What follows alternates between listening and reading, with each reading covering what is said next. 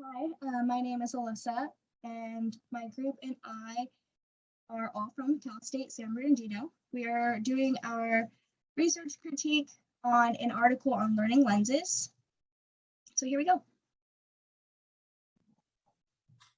Our introduction, our article explains how there can be many different ways of learning styles, and it explains that learning styles are bipolar.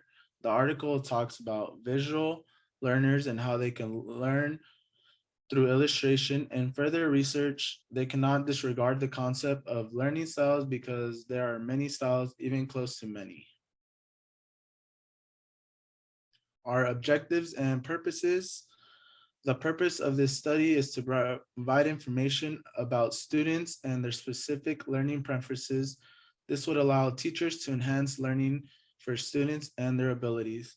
So me as a kinesiology major through pedagogy, we have our ways of teaching. We have domain specifications for the value of orientation that we learned in SOS class. Disciplinary masteries, students gain proficiencies in fundamental movements, skills, sports, and fitness activities, a cognitive understanding of rules, strategies, and scientific principles associated with increased performances and appreciation of these in an active and healthful lifestyle. We also have learning processes. Learning Students learn how to learn movement, sports, and fitness content, and how to use information from the body of knowledge to solve related problems. Process skills are integrated across lessons and units, systematic processes to facilitate the learning of increasingly complex skills. Self actualization, students learn to become increasingly self-directed, responsible, and independent. They are encouraged to learn about themselves as they grow and develop their own characteristics and abilities. Then we have ecological integration.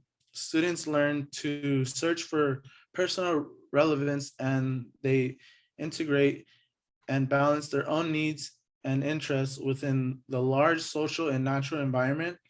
They use knowledge both to respond to change in their lives and determine their own future. And last, we have social responsibilities. Students develop an awareness of social issues and learn skills and strategies necessarily to change personnel and group behavior to create a better environment for all individuals, regardless of race, class, gender, or physical ability. And we also have keywords, two main keywords that we thought were important and standed out of all of them. One was assessment and learning styles.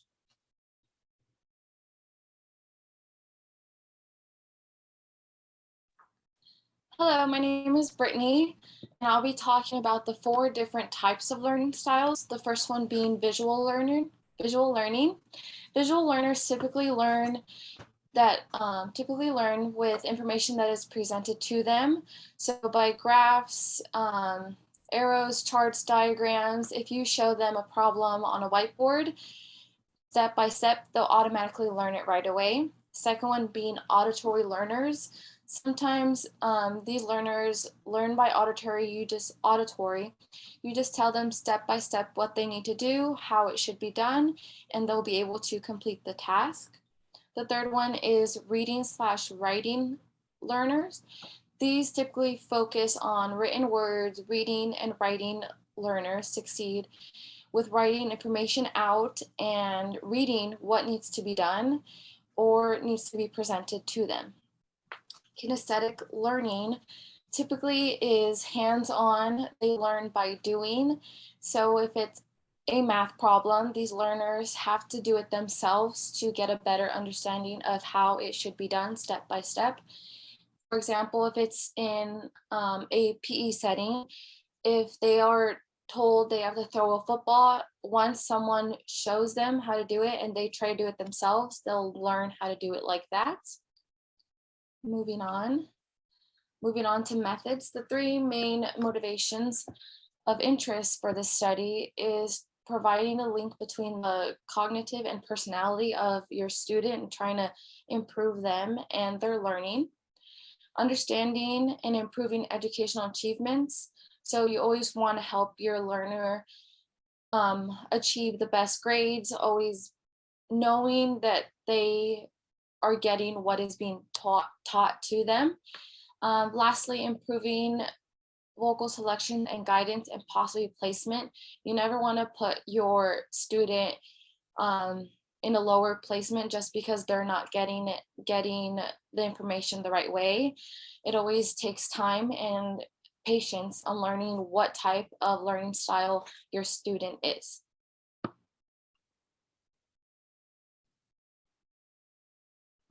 So now on to results. So when being a teacher, knowing your learning lenses is really important and can have a lot of benefits for you. You can become a better teacher, have a better understanding of your students, have more success in your teaching and your objectives, and you'll keep all your students at the same level. So what I mean by each one of those is like becoming a better teacher. It is your job as a teacher to make sure that your students are learning what you're teaching. So if you don't know how they learn or you don't know about learning lenses, there's no really way that you would be able to teach them properly so that they would understand. You have a better understanding of your students if you do take the time to learn each individual one of them on how they learn. So whether they learn visual or auditory, you'll get a good idea of your students and how they kind of put things together in their brain. You'll have more success in your teaching and your objectives because knowing the way your student learns, you'll know automatically that if you hit every single one of those learning lenses, then they'll most likely pick up on the objectives that you have for that topic or that lesson, and you'll be able to move on. So keeping all your students at the same level, that's also another thing that you want to think about because everybody learns differently. Not everyone learns visually or auditory. So if you only teach in one way, say visual, and half your other class only learns auditory, then you're going to have a wide range of where your students are successfully in your class and on what topic maybe they got stuck on. And some students might be really bored and some students might be way lost and so confused. So it's really important to keep that all in mind.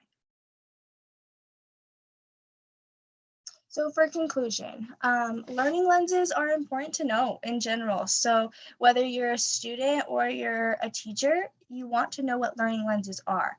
If you, as a student, know how you learn, then it's easier for you to be able to communicate maybe to your classmates or to your teacher how they can explain it better for you. And you can ask them, can you show me the dance move, counting numbers, or any, depending on the topic and the subject, but you'd definitely be able to explain it to your teacher more of what you need from them. And as a teacher, you'll be able to understand them when they do come to you of what you can give them and understand, okay, there's other ways to do this. You won't be successful without knowing them. So again, whether you're a student or a teacher, if you don't know the way you learn, there's not really a way that your teacher can help you unless you figure out what way you do learn.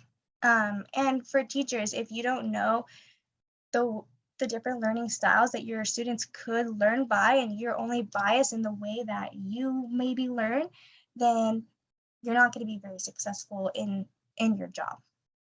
Your teachers won't be successful without knowing them. Same kind of thing as I was saying, whether you're a teacher or a student, just knowing them in general is really important to be able to grasp the topics that you're needing to.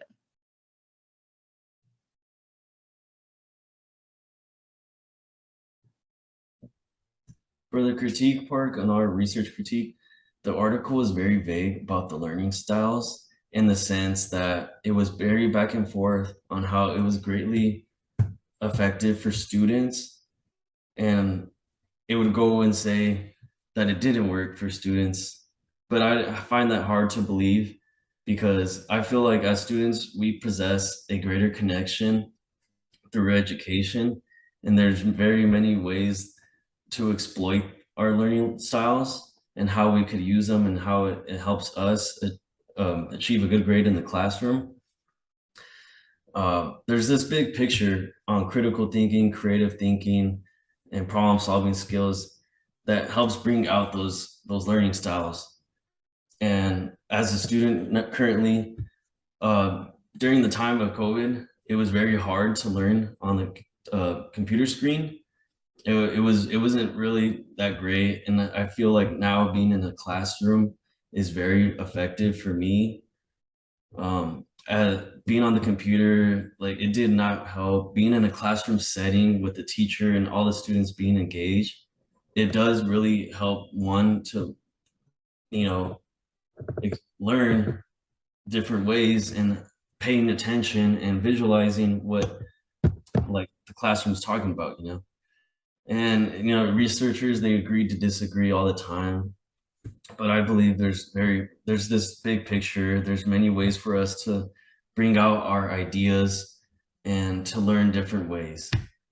And and also in this critique, examples that were used were ones that teachers should already know. It's very important for them, importantly for the teachers and the students, to be engaged in the classroom, because then not only does it help the teacher, but it helps the students learn and actually pay attention to what's going on.